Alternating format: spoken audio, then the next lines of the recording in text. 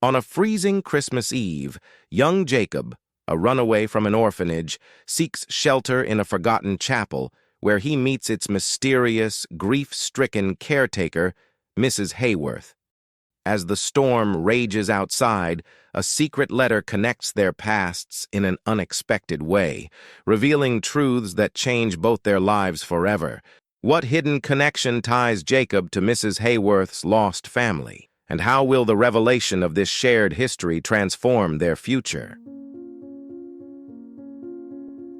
The night was sharp and cold, a sheet of blackness split only by the occasional whisper of wind rattling the skeletal trees. In the midst of this December chill, Jacob trudged forward, his breath forming small, erratic clouds that dissolved as quickly as they appeared. He was only 10, but the hollowness in his eyes suggested a lifetime of quiet battles. His coat, once blue but now more gray with grime, flapped open, barely protecting him from the searing bite of winter.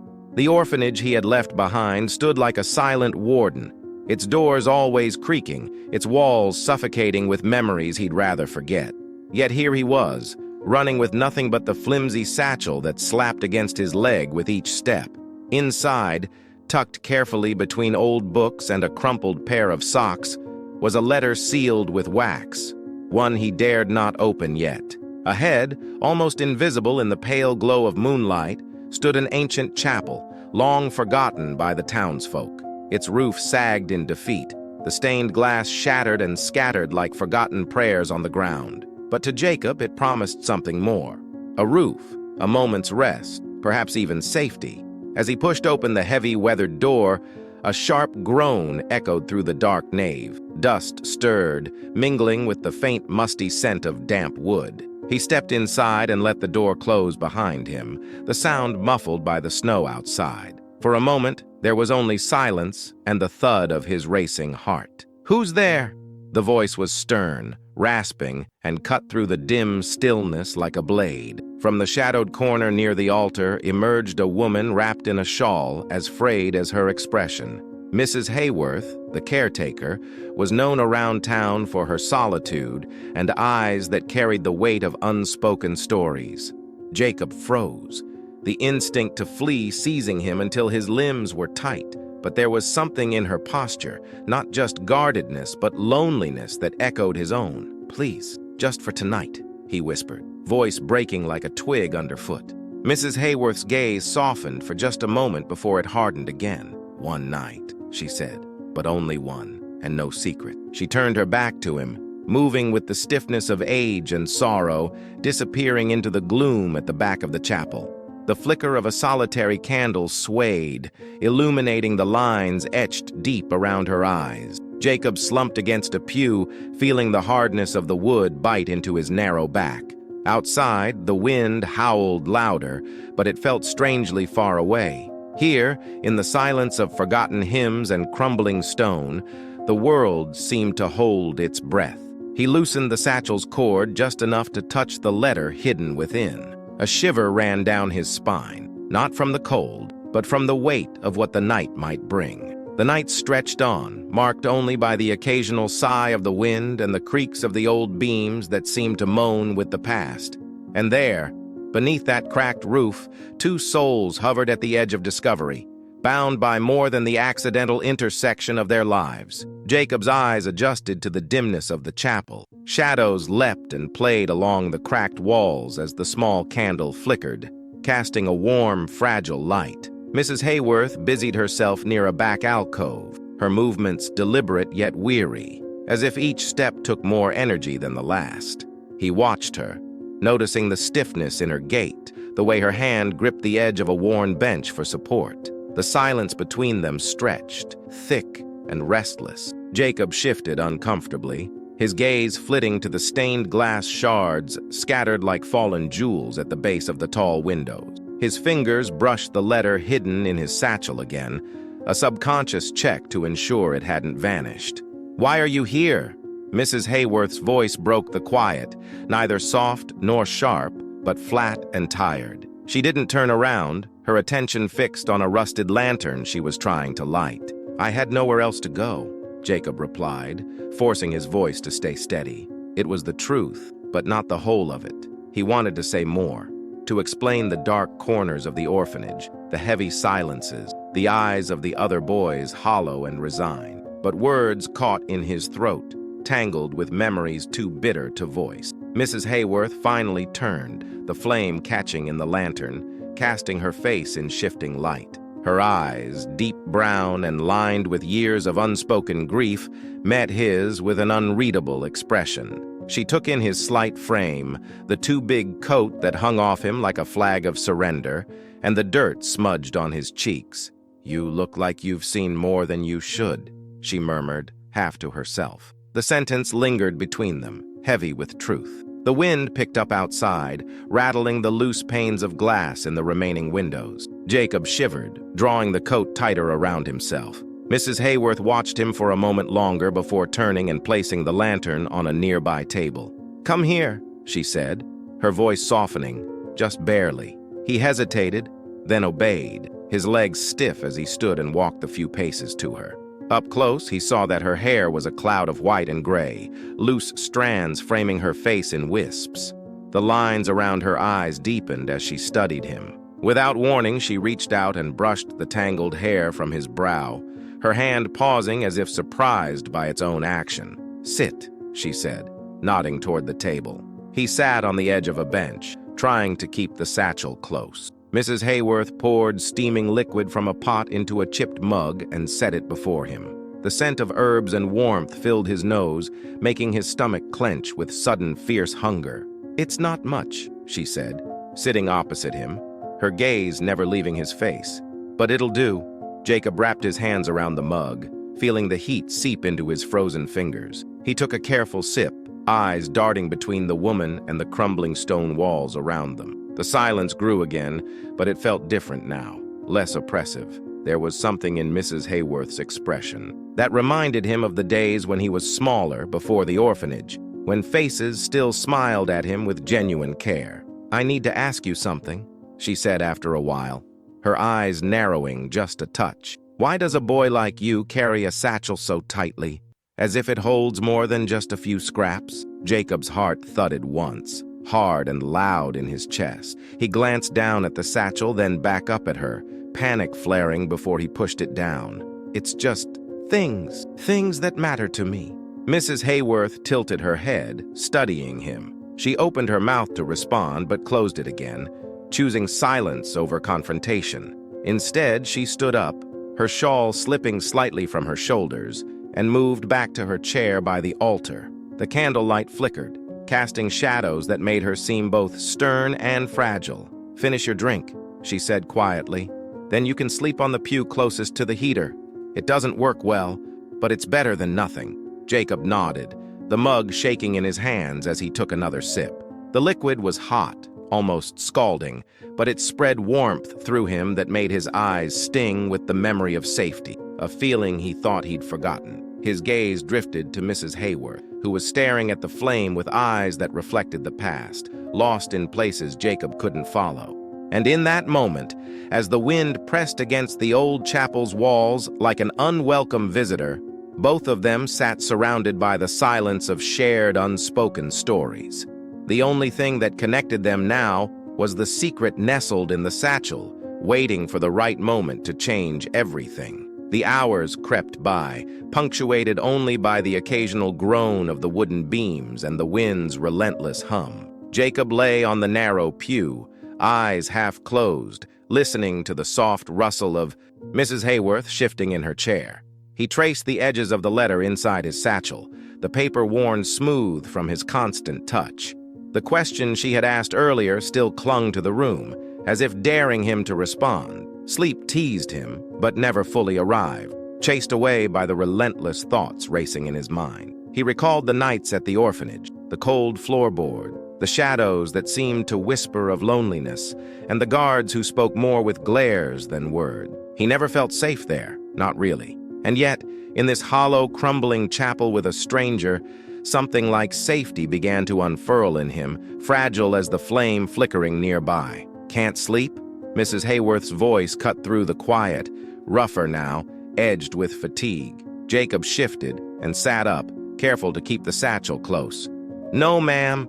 Mrs. Hayworth sighed, leaning forward so the light caught the deep lines of her face, making her look both fierce and tired. She studied him, her eyes narrowing as if searching for something in the young boy's face. "I know what it is to hold on to things that weigh more than you think," she said softly, the words carrying a hint of memory, a shadow of an old wound. Jacob's grip on the satchel tightened, the fear of losing what little he had wrapping around his chest like a vice. His gaze dropped to the stone floor, worn smooth by years of prayer and footsteps. "It's just something from my mother," he whispered, surprising himself with the admission. He looked up to see her reaction, hoping for curiosity, or at worst, skepticism. But Mrs. Hayworth's expression softened, a crack in her otherwise stern mask. The firelight glistened in her eyes, reflecting something deeper. She nodded slowly, as if understanding more than she said. "Keep it close, then. But know that things left unsaid have a way of growing heavy."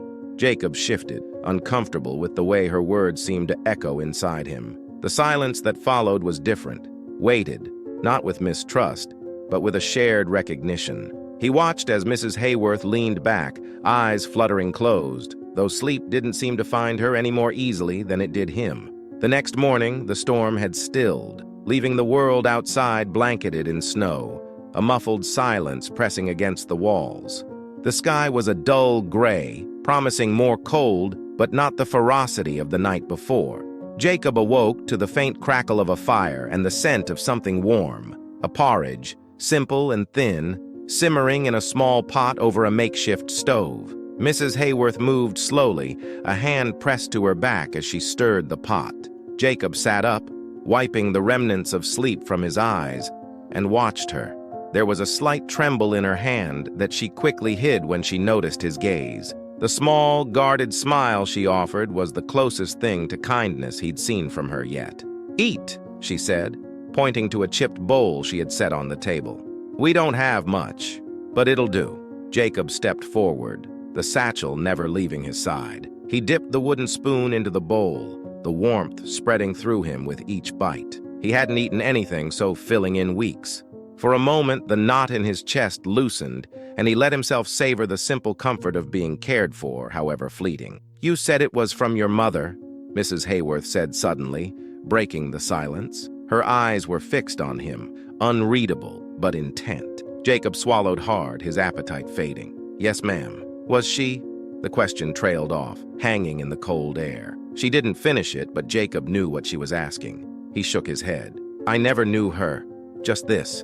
He glanced at the satchel, its contents hidden but feeling heavier now, as if it sensed it was the center of their attention. Mrs. Hayworth's lips pressed into a thin line. She looked away, her gaze wandering to the frost-covered windows and the pale light seeping through them. "We all carry something," she whispered, more to herself than to him.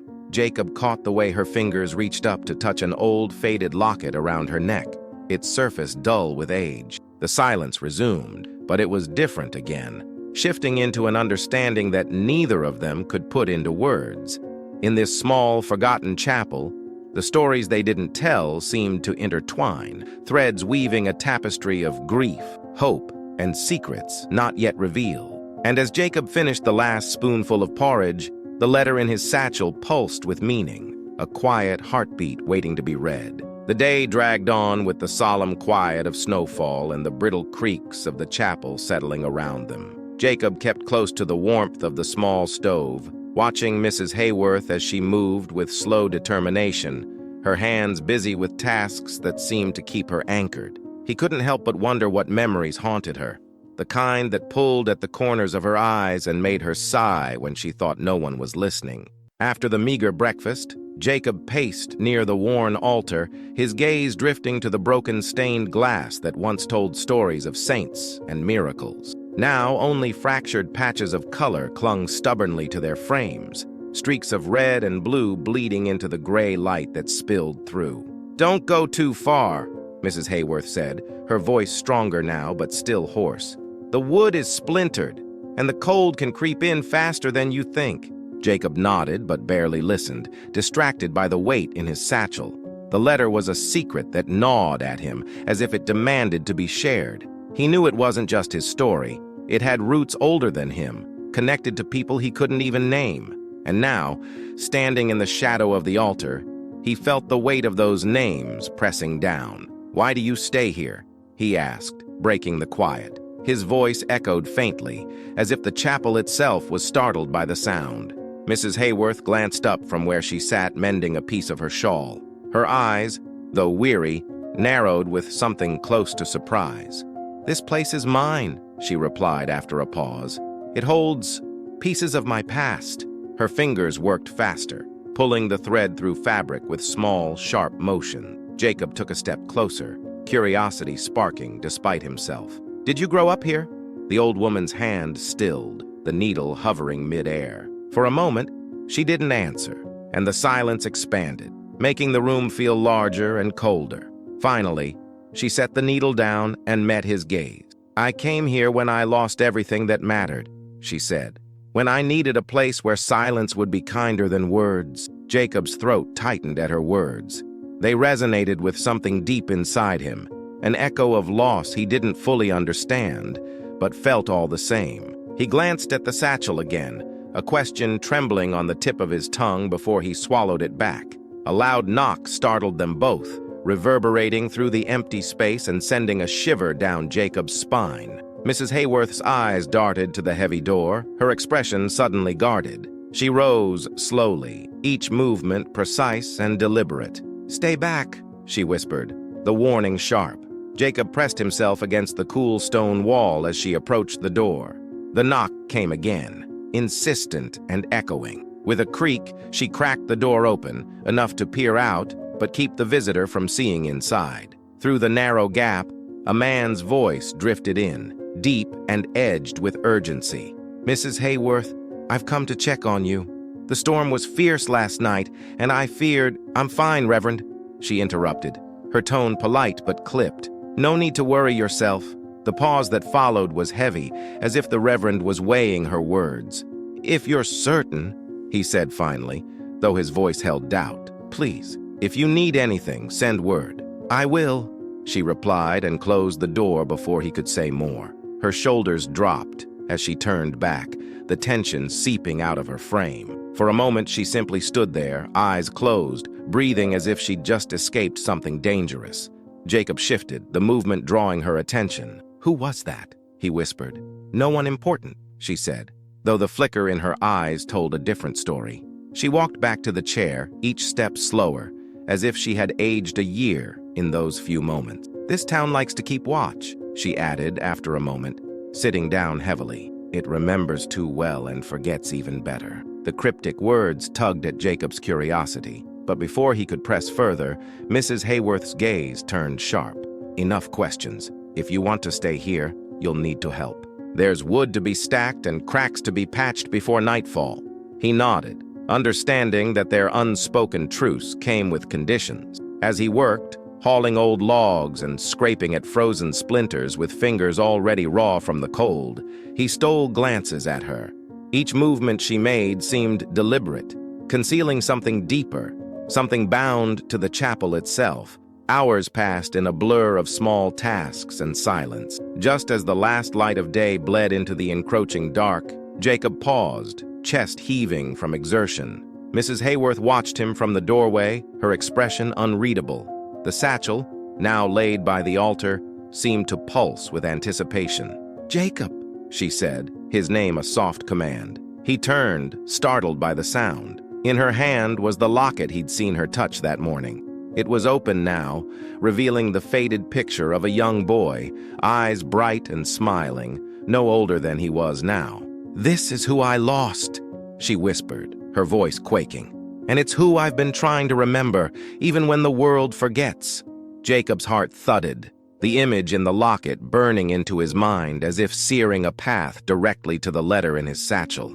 The room seemed to draw a collective breath as he stepped forward, fingers shaking, and pulled the letter free. The wax seal shone dully in the dying light, a relic of secrets waiting to collide with the present. The silence roared around them as their eyes met, and in that moment, everything began to change. The letter trembled in Jacob's hand, The red wax seal cracked, but holding, as if resisting the revelation it guarded. He looked up at Mrs. Hayworth, whose eyes had narrowed to slits, her fingers curling around the edges of the locket with such force that her knuckles turned white. The silence was suffocating, broken only by the wind that hissed against the chapel's walls. "Where did you get that?" Her voice was low, strained, barely masking the tremor beneath. She stepped forward, the distance between them shrinking. Jacob swallowed, the room spinning slightly as the gravity of the moment pressed on him. "It was left with me when I was a baby," he managed, his voice wavering. "I didn't know what it said, but the matron told me it was important. I kept it safe." Mrs. Hayworth's eyes flicked from Jacob to the letter, the tension in her frame coiling tighter.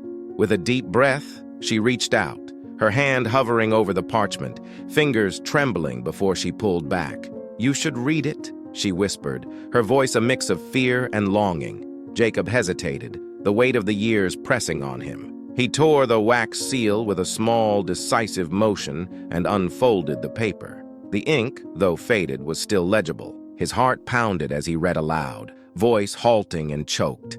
"To whoever finds this letter, I am writing with hope, however slim, that my son Jacob will someday read this. You are the only light I had in my darkest hour. You were taken from me by cruel hands, separated before I could give you the life you deserved. There is only one person who can tell you the rest, Mrs. Lillian Hayworth. Seek her, for she holds the story of your family. May this find you safe and in the arms of those who love you. Mariana Ellis." The silence that followed was suffocating, wrapping around them with a force that seemed to steal the very breath from their lungs. Mrs. Hayworth staggered back, her hand flying to her mouth, eyes wide with disbelief and dawning recognition. The name Mariana seemed to echo within her, a bell tolling in an empty hall.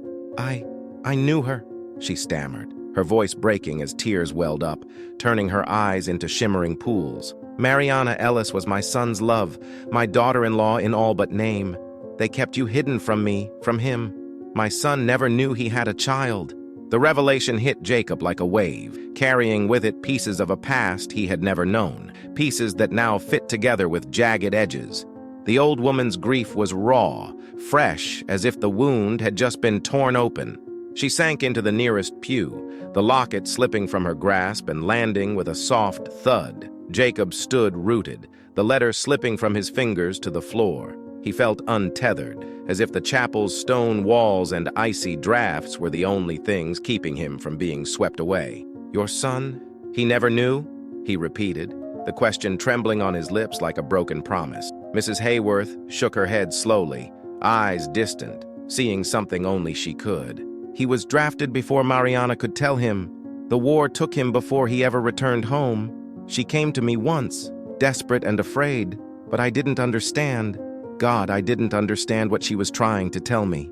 Her voice cracked, and the sound of it felt like the snap of brittle wood. The room filled with an anguished silence, the only noise the wind that had begun to pick up again, as if it too mourned the past. Jacob took a step closer, the space between them shrinking not just in distance but in shared history, in unspoken loss. "I don't have anyone else," he whispered, the words pulled from a place deeper than he knew. "I thought this letter was just a mystery I'd never solved." Mrs. Hayworth's eyes locked onto his, softening with a tenderness that had been buried for years.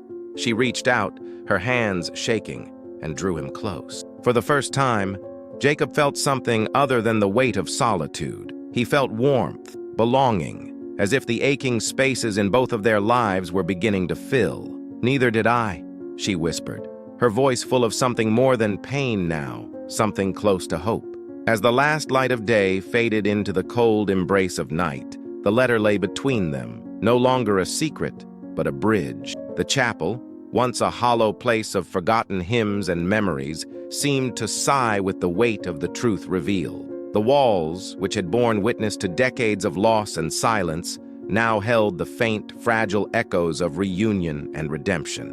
The chapel, for all its years of neglect, seemed to hold its breath as the moment stretched on. Jacob felt the weight of Mrs. Hayworth's arms around him, trembling but strong, as if clinging to him would anchor them both to the earth. The old locket between them gleamed dully in the flickering lantern light, a quiet testament to the lives that had once intersected without his knowledge. Outside, the wind picked up, sending a flurry of snow tapping against the windows like 1,000 tiny hands. The storm had returned, but neither Jacob nor Mrs. Hayworth noticed. They were adrift in a current of revelations that swept away the years between them. "It's you," Mrs. Hayworth whispered again, her voice hoarse as she pulled back just enough to search his face. She traced the angles of his features with her eyes, looking for echoes of her son, remnants of a boy she'd said goodbye to too soon. "You're my grandson." The word struck Jacob like a lightning bolt, filling him with warmth and fear all at once. He had long given up wondering where he came from or whether anyone out there carried the same blood. To hear it now, spoken with such certainty, made his chest ache. "I didn't know," he murmured, voice small, eyes brimming. "I didn't know if I'd ever find someone." Mrs. Hayworth's face crumpled, tears slipping down her lined cheeks. She reached for his hands, squeezing them with surprising strength. "I thought I lost everything," she said, her voice quivering but resolute. "But you're here, and that changes everything."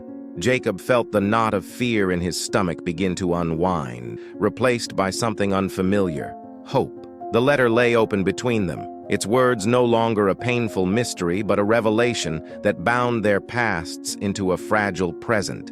Before either of them could speak, the sharp crack of a door handle turning interrupted the moment. The heavy chapel door creaked open, snow swirling in like a ghostly visitor, and in its wake stood the Reverend. His eyes swept the room, brow furrowing as he took in the scene. The boy with eyes wide and teary, the old woman with a locket hanging loose from her neck, and the crumpled letter on the floor. "Mrs. Hayworth," he said, his voice cautious and low. "Is everything all right?" The air in the room shifted, a sudden reminder that their world was not entirely their own. Mrs. Hayworth stood, her back straighter now, shoulders squared with a resolve Jacob hadn't seen before. She moved in front of him, shielding him as if instinctively. "Yes, Reverend," she said, a note of defiance in her voice. "Everything is as it should be." The Reverend's eyes lingered on Jacob, a question sparking but left unasked. He nodded slowly, though suspicion lined his expression. "The storm is fierce again.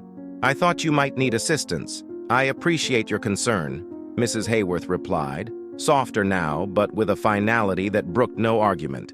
"But we're safe. You can go home." The pause that followed was taut, but the Reverend seemed to understand there would be no more explanations tonight. He tipped his hat, gave a nod that was more a formality than anything else, and backed out into the blizzard, closing the door firmly behind him. The wind's howling was muffled once more, leaving only the faint crackle of the small fire and their synchronized, unsteady breathing. Jacob turned to Mrs. Hayworth, the question in his eyes clear even before he spoke. "Will he come back?" She shook her head, a slight smile breaking through the lines of worry. "Not tonight. The town talks, Jacob. They'll wonder, but it doesn't matter now." Jacob nodded, feeling the truth of it settle into him. The fear that had followed him since he fled the orphanage felt distant, replaced by the solid presence of Mrs. Hayworth. He watched as she picked up the letter, folding it carefully before tucking it back into the satchel. The weight of its meaning still pulsed between them, but it was a weight they now shared. "We'll have to tell them," she said, a note of determination in her voice. "But that can wait until the storm passes. Tonight you're home." Home. The word felt foreign and warm, pressing against Jacob's chest like a long-forgotten lullaby. He nodded, his throat too tight to speak, and moved to sit by the small stove. Mrs. Hayworth joined him, the locket still resting against her heart as if it had finally found its place. The wind rattled the windows, but it sounded different now, less threatening. Inside, the two of them sat together, bound not just by shared blood but by loss and rediscovery, surrounded by the quiet strength of a place that had witnessed it all. And as the night wore on, Jacob leaned against Mrs. Hayworth's shoulder, feeling, for the first time in as long as he could remember, that he was no longer alone. The storm raged through the night, its icy fingers scratching at the stone walls and rattling the remaining shards of stained glass. Inside the chapel, warmth and silence cradled Jacob and Mrs. Hayworth. The makeshift fire glowed low, casting long, shifting shadows that danced on the walls like guardians of old secrets. Jacob sat close to Mrs. Hayworth, their shared silence no longer uneasy but peaceful, as though a wordless understanding had finally settled between them. Sleep had come to them both in brief, shallow bursts. Mrs. Hayworth stirred at the faint gray light of dawn creeping through the jagged windows. She opened her eyes to see Jacob curled up nearby, his hand still clutching the satchel that now held more than just an unanswered letter. It held the promise of a new beginning. "Jacob," she whispered, her voice rough from sleep and emotion. He stirred, blinking at her, the sleep in his eyes giving way to the realization of where he was and who was beside him. For a moment, fear flickered across his face, as if he expected it all to have been a dream that would vanish with the light of day. But Mrs. Hayworth reached out, her hand warm and steady on his. "It's real," she said, reading the question in his gaze. "We're real." Jacob nodded, a small smile breaking across his face, tentative and fragile. He sat up, the satchel shifting on his lap. The old woman's eyes softened as she reached for the locket around her neck, her fingers tracing the image of her son. "He would have been so proud," she whispered, her voice cracking on the last word. They sat in silence as the morning brightened, the storm outside losing its fury and settling into a steady, drifting snowfall. The world seemed to hold its breath, a moment suspended between the past and what lay ahead. The quiet was broken by the distant sound of footsteps crunching in the snow outside, approaching steadily. Jacob tensed, eyes darting to the door, but Mrs. Hayworth's hand tightened on his. "Let them come," she said, her voice stronger now, resolve glinting in her eyes. "We have nothing to hide." The door creaked open, and Reverend Simmons stood there again, snow clinging to his coat and hat. He stepped inside, eyes flicking between the two, noting the closeness and the locket still hanging in plain sight. His expression softened, as if he'd pieced together a story he'd only half known. "Forgive the intrusion," he said, removing his hat. "The townsfolk were concerned after last night." Mrs. Hayworth nodded, a small, weary smile playing at her lips. "We're all right, Reverend. More than all right, actually." Jacob watched as the Reverend's eyes settled on him, curiosity mixed with a kindness that had been missing before. The boy sat straighter, his shoulders squaring with a newfound sense of belonging. Mrs. Hayworth's voice came, clear and unwavering, as she looked up at the Reverend. "This is Jacob," she said, the name carrying weight. "My grandson." A quiet murmur of surprise echoed from the small group of townsfolk that had gathered just outside, peering through the half-open door. They exchanged glances, their curiosity tinged with something warmer. Recognition, perhaps, or understanding. The Reverend's face relaxed, a smile breaking through as he nodded. "Welcome, Jacob," he said, his voice gentle. "It's good to finally know who you are." Jacob felt something in his chest uncoil, a tightness that had been there for as long as he could remember. The weight of being unknown, unseen, suddenly lifted, leaving him lighter, as if he could breathe fully for the first time. Mrs. Hayworth stood slowly, the years seeming to slip from her shoulders as she reached for Jacob's hand. Together they faced the gathering outside, not with fear, but with quiet strength. The cold air from the open door swept in, but it felt different now, bracing, invigorating, a sign that something new was beginning. "Come in," she said, surprising even herself with the invitation. "There's warmth here for those who seek it." The townsfolk hesitated only a moment before stepping in, one by one, their presence filling the chapel with a mix of voices, greetings, and cautious smiles. Jacob stood beside Mrs. Hayworth, their fingers intertwined like a tether holding them steady. For the first time, the chapel didn't feel abandoned or haunted by lost stories. It felt alive, a place where past and present had finally found their harmony. As the day unfolded, filled with whispered conversations, warm glances, and cups of thin soup shared among neighbors, Jacob and Mrs. Hayworth sat together by the fire. The satchel rested between them, no longer a relic of unanswered questions, but a keepsake of their journey. And while the storm outside softened to a quiet flurry, inside, the echoes of loss turned into echoes of laughter, warmth, and hope. The chapel's worn walls held their secrets still, but they were joined now by the murmur of life, new stories just beginning to be told. As the day waned and the sun dipped behind the skeletal trees, casting the chapel in a golden glow, the voices inside softened to a hum. Jacob watched the townsfolk mill about, their initial curiosity giving way to genuine warmth. Conversations unfurled, like old tapestries being dusted off and re-examined, each glance and gesture speaking of connections being reforged. Mrs. Hayworth sat beside him, her face turned to the window where the snow fell softly now, a delicate quilt over the town. She looked different, lighter somehow, as if the years that had weighed her down had finally lifted with the revelation of Jacob's presence. He glanced at her and then at the satchel, now emptied of its long-held secret, but filled with new meaning. Reverend Simmons, now seated nearby, sipped from a mug, watching the scene unfold with a quiet smile. The old chapel, long forgotten by most, had found its heartbeat again. The walls that had borne silent witness to loss now basked in the warmth of reunion and the gentle murmur of laughter and stories. "Jacob," Mrs. Hayworth said softly, her eyes meeting his. There was pride there now, mixed with a hint of tears that glistened without falling. "I think it's time we rebuild this place, make it a home, not just for us, but for anyone who needs one." He felt his heart swell with something deep and new. A home. The word felt strange on his tongue, but warm in his chest. He nodded, unable to keep the grin from spreading across his face. "I'd like that," he said, his voice clear, steady.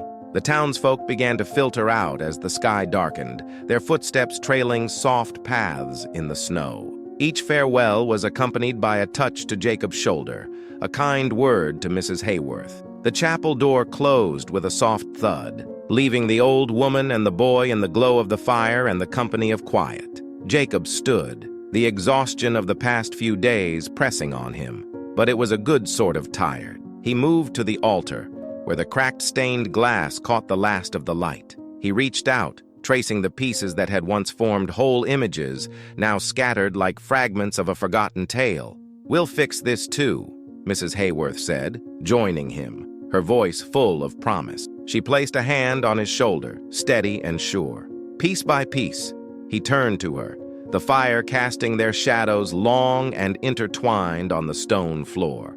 "Yes," he whispered. Together.